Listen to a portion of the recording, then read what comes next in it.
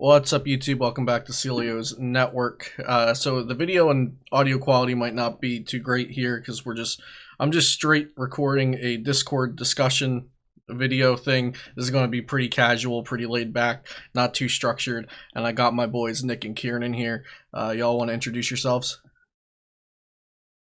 Sure. Yeah, I'll go first. Hey guys, I'm Nick Robinson. For those of you that don't know me, former U.S. national champion 2016. I've qualified for Worlds 3 times. Top 16 Daytona like 2 years in a row. Didn't go this year, sadly, but other than that, I'm at like 224 CP with only like a couple cup finishes. So yeah, haven't been playing too much the first couple months of the season, but I'm planning on going to Dallas and a couple more regionals in the later half of the season. What up? I'm Kieran. You might know me because I'm Nick's son. I've qualified for 2 world championships now. If you're a newer player, you might have first seen my name after I top-8'd Portland. That's kind of my claim to fame right now, sitting at like 200-ish points. I couldn't tell you exactly how many, but we're in the ballpark. We're getting there. And yeah. Cool. Yeah, I think we're all kind of around 200, kind of laid back. Hang on. We're all students. We all got more important things to do at the moment. Notifications. Hang on, I just need to turn off my incoming calls. That's a good idea. No, just have them join the discussion, dude. No, yeah, my phone's blowing up. Mom, please stop calling. Dude, get Cece in on this chat. My mom probably knows more about the metagame than I do, to be honest. All right, so yeah, back to the video, guys. So me left in, right? Yeah, so me, Nick, and Kieran are going to discuss Expanded coming up. There have been some bans, 9 bans. I think the largest ban list ever in Pokemon history, probably. And he was not one of them this time. The Nintendo Switch himself wasn't banned this time. So we got 9 cards banned. A new set came out. We're going to talk about how we think it's going to affect Dallas regionals. So basically, like I said, super casual, not structured. We're just going to go around, pick a topic, pick a card or deck or something that was banned, and discuss how we think it's going to either be better or worse, or how it's going to affect Dallas. Kieran, you want to start us off? Yeah. Thank God Let Loose is gone, right? Who else here was tired of Let Loose? I don't think there's a whole lot to talk about with Let Loose besides that Let Loose was a bad card for the game, and that trying to have your opponent not hand of cards to play with on the first turn of the game generally did not make for very skill-intensive games. And honestly, like a lot of these cards that got targeted with this ban can kind of meet that same sort of statistic. They're just all cards that seem to sort of take away from the skill of the game. And I think Let Loose is definitely like at the top of that, just by being, because Let Loose kind of serves, like, Let Loose was just a little too broken and serving dual functionality, because not only was it, like, Red Card benefited from not being, Judge as a supporter, but in addition to obviously not being a supporter, Marshadow was in fact, being statistically, like, the most searchable draw card that existed within the game, apart from more so than Tapu Lele, because I guess you could also level ball for Marshadow and you couldn't for Lele. But especially like in the case of like my Mewtwo deck, like I had the ability to, like, a deck like that had the ability to, I'd play out a bunch of cards in my hand, and generally when I'd play Let Loose, it was like I was also seeing more cards, and that was very beneficial to me. But it was, I just used it in place of what a Shaman would be, just because of the fact that it also put my opponent's hand at 4 cards, and that was a card that shouldn't have existed. Let Loose was just bad card design. Yeah, for sure. And for anyone out there who doesn't know what all the bans were, I did write an article about this, and I'll probably do a video just summarizing the article a little bit easier to digest.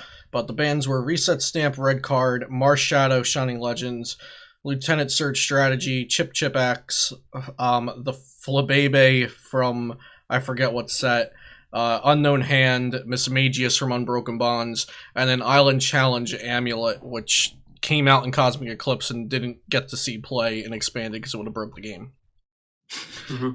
So on the topic of Let Loose, I definitely think it is nerfing some specific decks.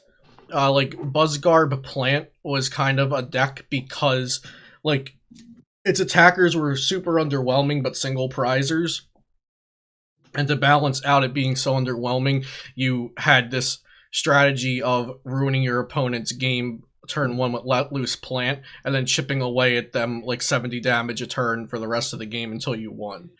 What other decks do you guys think it really affects, like specifically? Of course it affects the format as a whole, but I guess this is like not necessarily directly Marshadow, but just like the hand control cards in general. I think the hand control cards like Red Card and Resets being banned really affect the effectiveness of control style decks like Orangaroo, Pidgeot.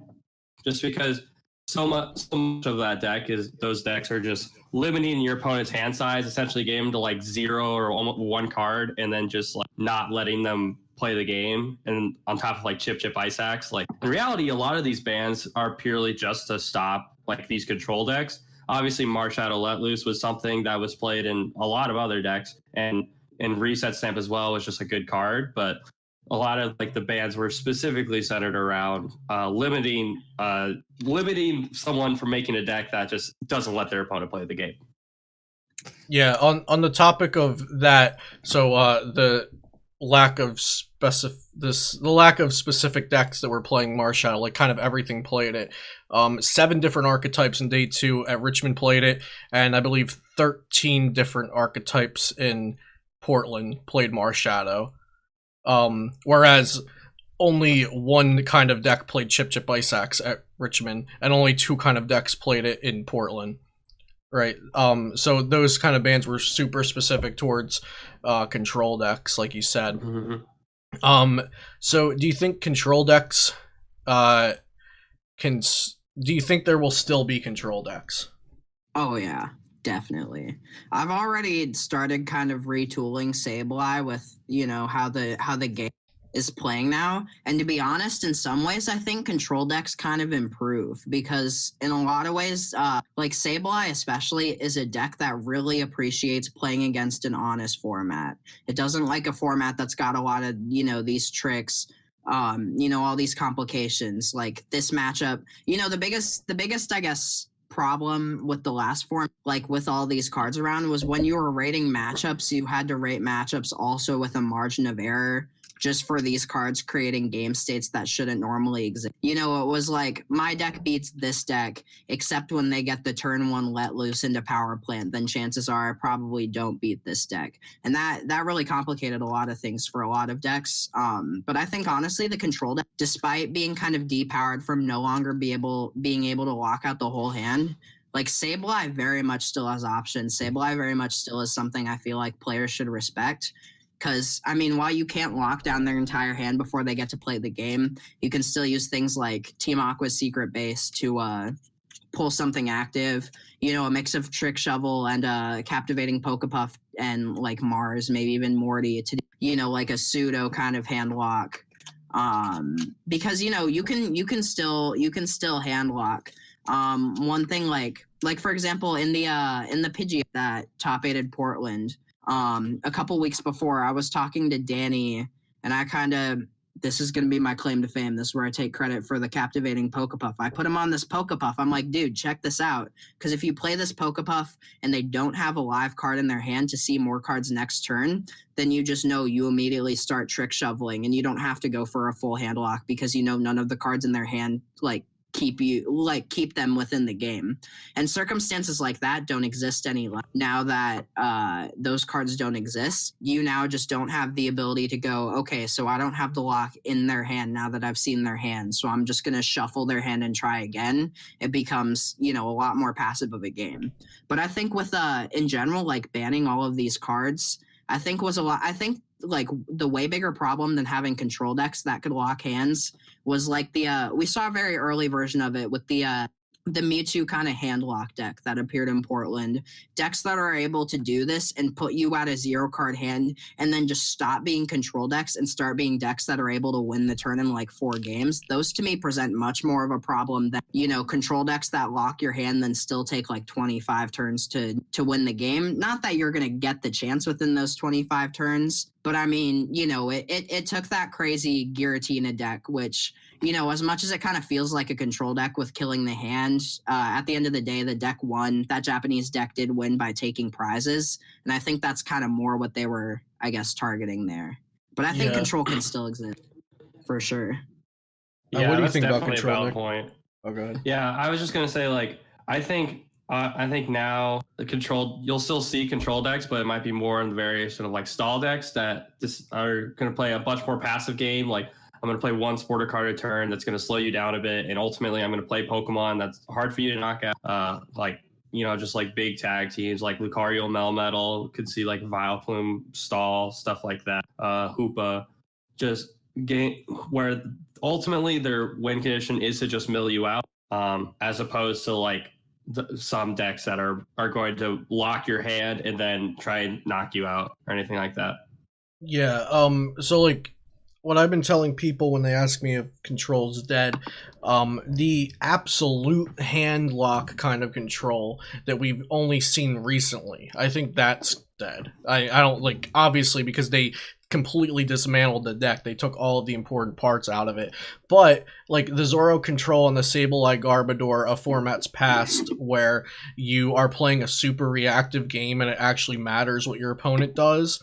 And those control decks are also a lot more skillful and interactive, like where you're removing energy or you're bringing something up to the active and trying to lock it with a high retreat cost, and then you start Team Rocket's handiwork, milling their deck.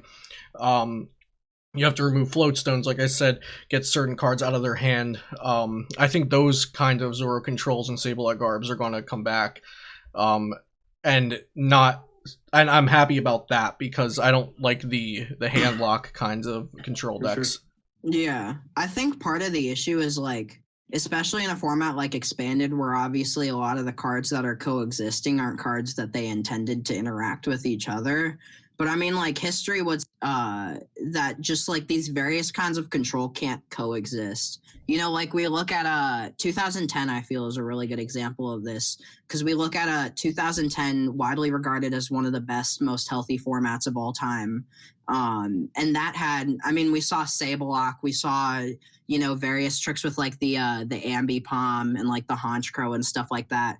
And there were, you know, there was a deck that had a goal of locking the whole hand down through the use impersonation Sableye and then doing the Judge and then doing the Cyrus's Conspiracy. Yeah, that was Osiris's initiative, I think it might have been, because Conspiracy was the search one. No. I think Initiative was the search one, and there were 2 Conspiracy Cyruses. was the one that there were 2 there were 2 Cyruses, very different Cyruses. But the point of this is, like, that archetype was fine to exist, but it also functioned in a format where literally the only energy was an Ambipom that returned it to their hand. Mm-hmm. So like, as long as like, you know, as long as energy oppression exists, hand oppression can exist, and as long as hand oppression exists, energy oppression can exist, and vice versa is kind of just how I feel about it in general. For sure. Cool. I definitely think that control still needs to be respected and expanded, and I feel like since all these control cards are being banned, a lot of people will maybe disregard it, but ultimately that just makes it a lot easier for a control deck to just win Dallas. Yeah, respect absolutely. Faba, guys.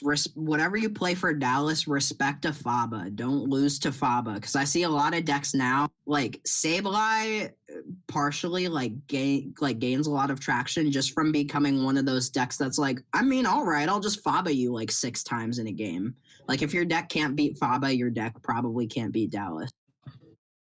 Yeah, I mean, no matter what we say in this video, no matter what other people say in other meta discussions, there's still a chance that people are going to just not respect stall and control, no matter how much we talk about it. So, like, there's definitely a world where 2 days before Dallas, nobody's teching for stall or control, and I'm like, all right, let's just jam control, and we're going to Faba all of our opponent's energies, and they're going to scoop. That's a good way to win. Yeah, it really is.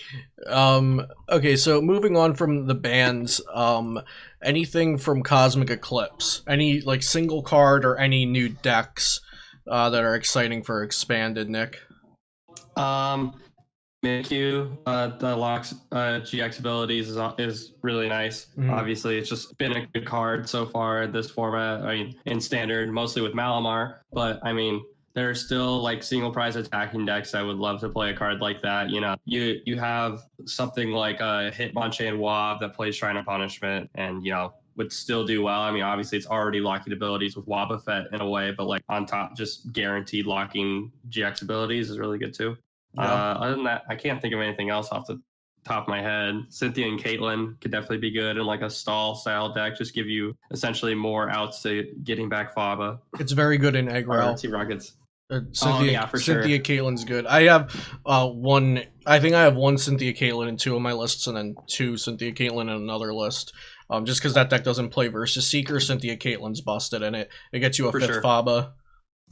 Oh yeah. Kieran, any other Cosmic Eclipse cards we have not talked about? Guzma and Hala for starters. Oh, I think yeah. Guzma and Hala. Yeah, low enable. I figured just about that one, considering he's not to be a leak, but he's kind of on the baby Ultra Necrozma train, it's seeming like right now. And I'm testing it. Okay. Goose Hala. Once again, I don't want to lose the 4 Fabas, so. yeah, that's true. I think the other card, I think Chaotic Swell is like horrendously underrated and expanded right now. I think decks either have to adjust to like build in a way that they don't lose to Chaotic Swell, or because it's kind of a weird conundrum because not a lot of Chaotic Swell has shown up yet, but also we have a format that loses pretty hard to Chaotic Swell. So if there is a deck, you know, I think like one thing that comes to mind, both Vespiquen and Night March both come to my mind as decks that could take good advantage of Chaotic Swell. You know, just kind of limiting the kind of playback options. Turbo Dark is another. We've already seen Chaotic Swell in Turbo Dark. We know Chaotic Swell is in Turbo Dark, but I think like Dallas is very early on in Dallas, we're gonna kind of root out who respected Chaotic Swell, and the people who didn't aren't gonna have a run in Dallas. I truly feel. So Chaotic Swell's weird for me because of Field Blower. Like, so I think if people aren't respecting Garbotoxin, then you can play that advantage up even more in your favor with Chaotic Swell. But if people are throwing in like 3 Field Blowers into decks that lose to Garbotoxin, then that also just is collateral damage against the people trying to tech in Chaotic Swell. Yeah, and it really is. It's kind of weird because like it's in a weird position right now because I feel as though Chaotic Swell itself is very well poised, but then Garb. I mean, there are other decks obviously apart from Zoro Garb that can take advantage of Garb, but just like Zoro Garb is just like so poorly poised going into Dallas. Like its matchups are horrendously bad, and it also seems like I've seen a ton of top players like putting out articles saying that Zorogarb is the play for Dallas, which is a whole other thing that I don't need to talk about here about spinning the wheel and whatnot. But just like in general, like it's a really weird balance to maintain. Like maintaining Garbodor seems Garbodor itself is good, but like the decks Garbodor are in are kind of like bad right now. They're average. I would say they're like kind of average or underwhelming. Yeah. Go ahead. Oh, sorry. I still think Chaotic Swell is a good card because ultimately there are certain decks that need to play a stadium to do what they want to do. You know, like Baby Ultra Necrozma, in some cases Mewtwo. So having to have the Field Blower and the stadium could be a lot harder. When a lot of times they really just want to have the stadium, and like Baby Ultra Necrozma lists are only playing like 1 Field Blower, and it's 0 to 1, I think. So 0 to 1, that's what I was going to say. Like. In ADP Dark, I currently have 3 Chaotic Swell, and versus Baby Ultra Necrozma, you can just go replace their Silent Lab, Guzma up their Garbo, knock it out, and you're at 4 prizes, and they can't attack because of the ability. They can't put down Silent Lab, and they don't have a Garb. Exactly, yeah. And I guess another thing to talk about from Cosmic Eclipse is just like the tag call engine in general. Like I think a deck like Guardian and even I guess not really aggro because they don't play items, but like just a deck like Guardian can really thrive with the tag call engine, can be help with consistency a lot, and also just ADP in general is like a good card in expanded because you just go double dragon energy. Okay, where's your ranger? So I have thought about tag call for Eggrow just because the deck plays 4 Pokegear. The 4 Pokegear are usually just to get the Bridgets, and you don't have a Bridget counterpart in the tag call supporter like toolbox. But there are games where you don't item lock with Eggrow, where you can play tag calls throughout the game. There's also matchups like Zorogarb where they go Garbotoxin with a Clef Key to lock your item lock, play their items, and then swing into you, and you could just go tag call for Malulana and heal your Eggrow since they gave you that turn of items. True. Or very just true. Tag call can just be another consistency card to grab a Cynthia Caitlyn, draw 3 turn 1 when you have a bad Eggrow hand, because that definitely happens when you just have a handful of Fabas and AZ. For sure. Yeah, it's just kind of it's a weird balance because like I think Guardian, of course, is a really good example of something that can take advantage of the tag call in. But then in a lot of other archetypes, it kind of feels like I tried it with like Mewtwo, I tried it with Turbo Dark, and in both of those, it felt like the tag call engine was weirdly just kind of like almost just like conflicting with the compressor VS Seeker sort of consistency engine. Just kind of the slower nature of tag call versus the more hyper aggressive nature of the battle compressor engine. So it's definitely, I think it's going to take a little bit for decks to figure out comfortably how much, if at all, they want to utilize the tag call engine. But I definitely think decks like Guardian will absolutely be utilized. Yeah, I don't think decks like Mewtwo or Turbo Dark would want to play like multiple tag calls, like maybe like 1 or 2. And like in Turbo Dark, like it's really just going to find you like your Zoro Ninja and your ADP. Like that's about it. There's not really that many team supporters. Guz Mahala, yeah, if you decide to play that in Turbo Dark, I don't know if people are necessarily trying to play that. But then I think the deck does play Malulana also for what it's worth, but like, yeah. So yeah, but like it's not necessarily like your hyper consistency. It's more so just like, okay, I get 2 Pokemon with 1 card. Most of the time, at least turn 1. And then like in Mewtwo, I think it's like a pretty decent card just because like, okay, I get my Mewtwo and my Guz Mahala, so now I can grab Floatstone to get Floatstone, Dimension Valley and energy, so I can just retreat into the Mewtwo, and then you draw with Shaman or whatever. I'd like I had it in Mewtwo for a while, and was like testing with it a lot. Eventually it kind of prompted trying Cynthia Caitlyn in the deck to have, a tag callable like consistency card. But at this point in time, like we kind of just went full circle, and it was like, okay, I feel like I'm trying to do something the deck isn't necessarily at its current capacity built to do. And so that tag call just ended up becoming the Pokemon communication again. But it was, we definitely tried it in Mewtwo. I think Mewtwo specifically, and I guess for the same reason Turbo Dark, and I'd probably categorize it the same way with Turbo Dark, that both of those decks just feel too fast to utilize it. But since Guardian's a lot slower of a deck, it definitely makes very good use of, like, I think Guardian's a deck that indisputably be playing 4 tag call at the moment. For sure. Yeah. Yeah, I think tag call is also something that's going to kind of just go under tested and under experimented with. Like, I think outside of Guardian, it's going to be a card where people are like, "Oh, that card sucks and expanded. Like, why would you even try that?"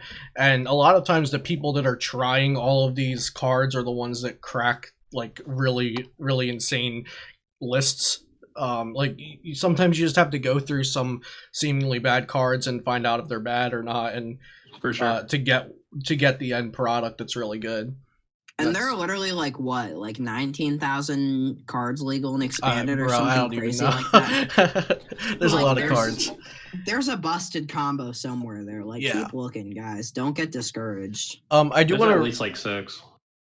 Like 6,000? No, like 6 cards. Oh, six broken combos. Okay. Seismitoad. People are going to forget about Seismitoad. Let Loose got banned, so I don't. Oh, DCE. Power Plant. Let Loose is still banned. I don't- There's Joltik, there's Pumpkaboo, there's Lamp, Battle Compressor. Battle Compressor, there's Zoroark Vespiquen, GX. Dude, there is Zoroark Faba. Enhanced Hammer. Faba and 3 Versus Seeker literally just ends some decks' careers. Yeah, Oh, for that's sure. the thing. I want to revisit Zorogarb. So, Nick, I'm not sure if you've ever been much of a Zorogarber yourself, but Zoroark and I have gotten along pretty well in the past few seasons. And I don't want to necessarily count it off for myself or for the entire population of Dallas regionals. So like Kieran was saying, he doesn't think it's too good, and he's seeing people write articles that it's still like a play or considerably the play for Dallas, which I wouldn't agree with that at all. But I think it's a deck that above average to top tier players always have in their pocket. And like kind of if you follow standard more for the viewers, how a lot of good players fell back on Pikarom several times in standard format pre-NAIC and NAIC. Even though there were more technical decks to play or newer decks or things that seemed better for the meta, Zorogarb is a deck that a lot of above average to top tier players fall back on, which is something to definitely keep in mind. The same way about how the entire player base has Turbo Dark as a fallback. But yeah, like Zorogarb is definitely one of those decks that probably should always be respected, and in format and like in tournaments when it's not respected, it ends up doing very well. Just because it's one of those decks that has the ability to play more control style. Like you can play a lot of control supporters. Like you can play Fabas in there and 4 VS Seeker, and you can be one of the decks that wins by doing that. You can still play a Oranguru and get back resources, but at the same time, you can also go on the aggressive and be like, well, you're not doing anything, so I'm going to take prizes and I'm going to win the game now. So, and just obviously drawing cards is good, locking abilities is good, and doing a lot of damage is good. And the deck does those 3 things most of the time. Yeah, the one thing I'm worried about is we lost Lieutenant Surge, and Zorogarb took collateral damage there. Oh yeah. Something I wrote about in my article was that Lieutenant Surge kind of found its way in as a almost like a second thought in the last 2 expanded tournaments. Like it wasn't really a hyped up card and it wasn't super important to the deck, but it was something that helped it breach that damage cap with going Colress, Lieutenant Surge, then Iris to get all the cards you need, or even Lieutenant Surge and double Iris, or Lieutenant Surge double insert damage modificating supporter here. Sure. So I do think that's a soft nerf to the deck, that like this deck wasn't using Lieutenant Surge for degenerate things and it kind of took a hit there. But I definitely wouldn't say unban Lieutenant Surge, because it was doing way more harm than it was good in Zorogarb. No, that's a very valid point. Yeah, so I definitely think it takes a hit there, but you could just play other ways, other means of damage modifying. You can go back to Hypnotoxic Laser or a Plus Power, or either of those 2 in addition to the Iris. People forget about Plus Power in expanded format. Yeah. I think Great Catcher does a little bit to sort of circumvent the surge ban for Zorogarb specific, because it seemed like a little bit more often than the needing to do the Colress as that extra supporter, it seemed very common that the Surge Guzma Iris play was something that was happening, and being able to Great Catcher Iris does sort of circumvent. I don't mean to imply that fundamentally speaking Zorogarb is a bad deck, because it's definitely no Greninja. Like fundamentally speaking, Zorogarb is it's a strong deck with a good strategy. It's just like the issue I take with the deck right now is how bad its matchups are relative to the rest of the field. And with that in mind, how much it seems like good players are trying to say, play Zorogarb for Dallas. It just feels a little suspect to me, to be honest. Yeah, I mean, it's hard to trust when a top player like puts out an article saying play this deck and the tournament isn't for another month. Like, Yeah. obviously nobody knows to play that deck, because even the best of the best players, and sometimes more so the best of the best players, decide their deck at like 1 a.m. when everybody has finally decided on their deck and they've heard all the chatter from every group they're a part of, and they're like, okay, well, it looks like 15% of the field is this, and this 5% of tier S players are all playing this super busted deck, so let's make sure we beat the field and we beat the people we're going to play against the top 8, and that's when they make their deck decision, right? I mean, yeah, to an extent. Yeah, it's not 100%, but they're not. No, but I don't think anybody's locking in a deck right now. You know what I'm saying? No, yeah, for sure. It just feels a little, like it seemed like, I guess in my specific perspective, when I go, okay, because there's a point about 2.5 weeks ago, I was talking to my coach, Hunter Butler, about potential like plays for the event. And I was talking about wanting to test with Zorogarb, and we were kind of going through matchups, and I was like, okay, so Zorogarb, slightly negative versus Turbo Dark, it seems like, very negative versus Guardian, literally like physically incapable of winning versus Mewtwo at this point in time. Baby Ultra Necrozma is definitely a difficult matchup for sure also. And as I was kind of going through the list, I was like, wait, okay, like, this deck seems fundamentally like, it's still Zorogarb. It's still fundamentally a strong deck, just based on the fact that it's a combination of 2 of the best cards ever printed just mixed together, Garbotoxin and Zorogarb. Yeah. But then it just kind of felt like, it was like, okay, like, if I can like go down the list and figure out on my own that it doesn't have very good matchups, it seems like top players can do the math and go, maybe I shouldn't write an article telling everybody to play this. But that's also, that's not really my place to comment on anyways. That's just me stirring the pot like I tend to. I feel like Zorogarb, and even in standard Zoroark decks, every time a new set comes out, the matchup spread just goes down a tick, and it keeps going down a tick. Like, but it's still Zoroark. At the end of the day, it's still a Zoroark. Yeah, so Ian Robb won Portland with Zorogarb, and I did not see Zorogarb winning that event. Even looking at top 8, it looks like it only had bad matchups, but it won the event because it's a consistent deck with multiple strategies and multiple ways to win. No, yeah. the night before, John Ang texted me, and he's like, there are 3 outcomes I see for Portland. Either you play Zorogarb and you win, you play your stupid Mewtwo deck and you win Portland, or you play your stupid Mewtwo deck and you have a really deep run, but then Zorogarb wins Portland. And that's what happened. Yeah, I mean, the thing is though, is that like some matchups that can seem bad for Zorogarb, like just a couple cards different can make the matchup like way different. Like Kieran said, like Baby Ultra Necrozma seems like a pretty bad match, but then you just go, okay, I'm just gonna play a Faba and maybe an Oranguru, and I'm just gonna Faba you 4 times, and then okay, good game. That's fair. And if they don't have an out to one-shotting you, a Sorolla helps as well.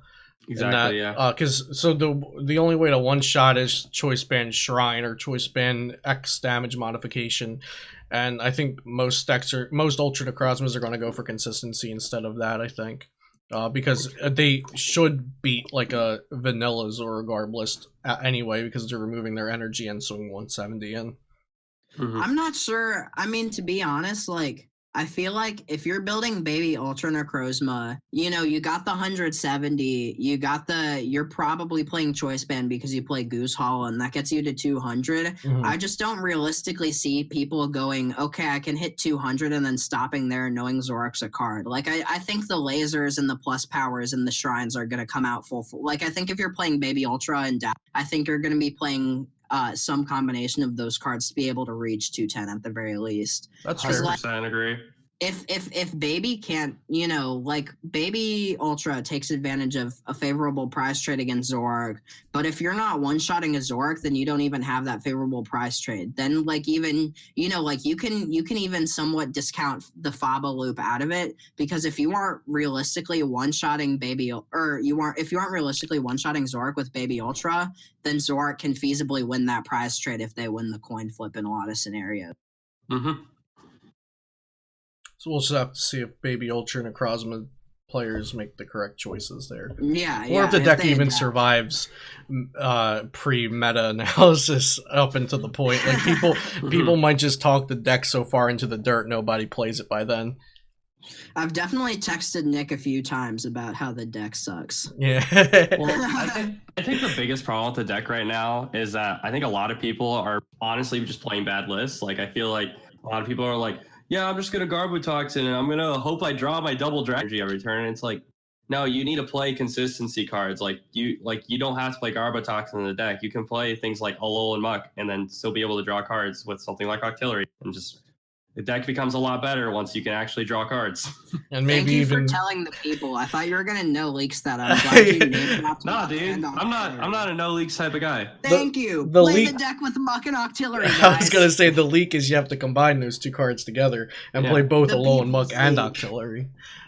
Alolan It's just- Octillery. It's just better that way. Like, I feel like right now, the way people are playing the deck, it's like, yeah, you're just going to lose to getting knocked out on top when you're getting end to like And 1 or end. 2. You're just going to lose every time.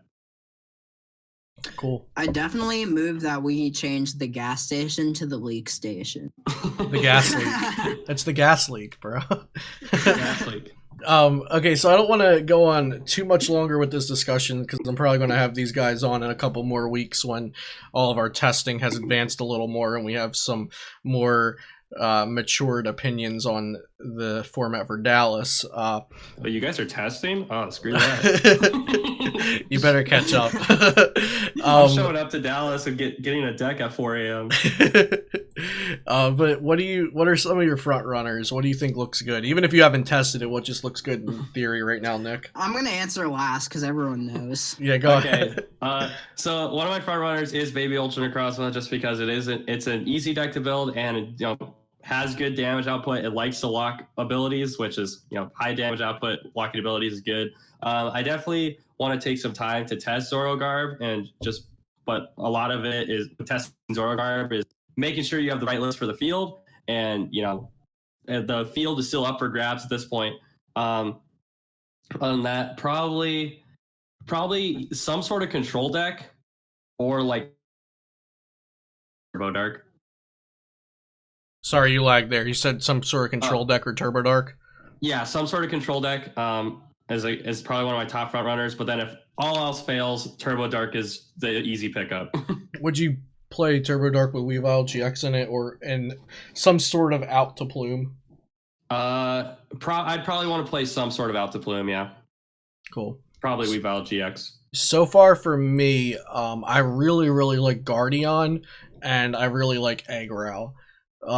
Both decks are like kind of hard to specifically tech against, and they're also decks that, well, at least Guardian, maybe since Aggro won a tournament, people will test against it, but they're both decks that more or less I don't think people are testing against a lot or testing with, so they might not know how to play the deck themselves, or they might not know how to play against the deck. Mhm. And also Guardian's kind of low-key, I feel like, and it's insane. It's like, Yeah, It's kind of Guardian's insane. crazy. Guardian's a wild in. okay, so let's hear Kieran.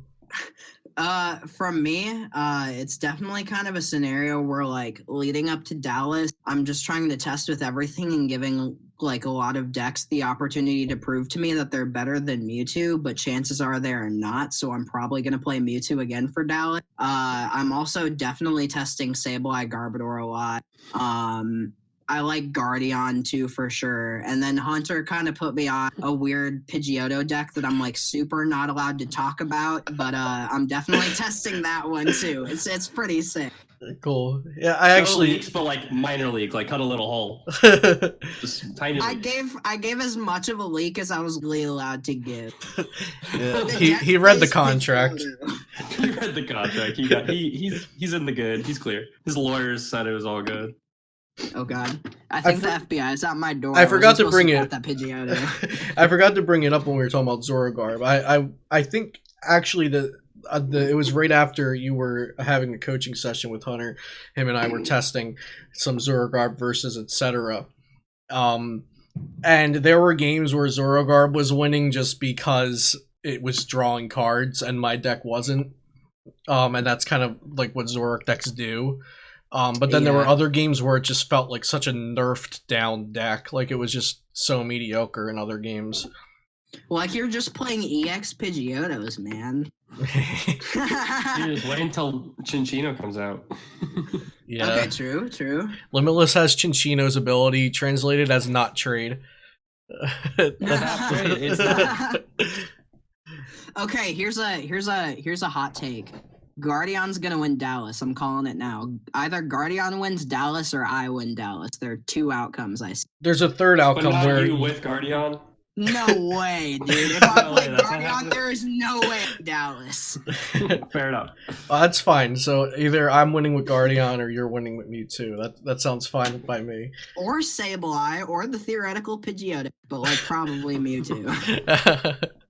All right, cool. You guys want to give some shout outs and we'll wrap her up for now? Shout out to Nick for letting me stay up past my bedtime to do this. Real talk, shout out to Focus Stats, of course. Shout out to the team that all three of us are a part of, Team Gas.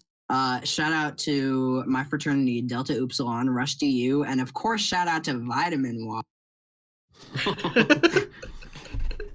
Go ahead, Nick. Yeah, shout out to my Team Gas homies. It's been really cool. Getting excited to see what we come up with for Dallas. I'm not expecting us all to play the same thing, but I'm sure we're all going to be playing some good stuff. Thanks, Luke, for letting me be on here, and shout out for Kieran for going to bed immediately after because it's past his bedtime. Can I just have like a glass of milk first? Like, I'm a little thirsty. Yeah, I don't actually think I've talked about it on the channel, but I'm on Team Gas, which just stands for Team Gentlemen and Scholars, with Kieran and Nick and a few other homies. We have a Twitter now, right? Yeah, Team Gas Pokemon. Yeah, so go follow that. And also shout out to my sponsors, PotownStore.com and FlipsideGaming.com, where I write weekly articles. Be sure to go check those sites out as well. Thank you all for watching. I hope you enjoyed this more casual discussion. Of course, I'll have my normal structured meta discussion before Dallas, but hoping to bring the Gas homies on a bit leading up to that to just discuss testing results and talk about how we're developing this metagame, at least in our own little circle. So thanks for watching, and I'll see you next time here on Celio's Network.